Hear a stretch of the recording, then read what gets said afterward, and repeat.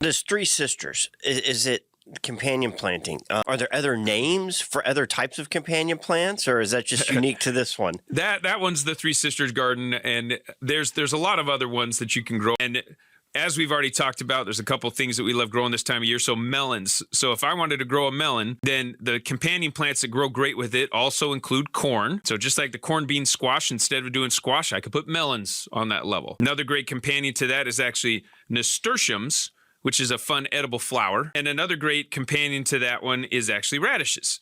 And so I can grow radishes around, especially if I plant them at the same time. The radishes will be done early, and then as the melons grow and start filling in more of the space, I pull the radishes out, and then it creates even more space for my radish or for my melon. And cool way to do that is because if I'm growing radishes, something that's done in 30 to 45 days, I'm planting it in the area. And then if you really get to know what a radish leaf looks like when it sprouts, then anything else that sprouts up during that same time, is not supposed to be there and probably should pull it out.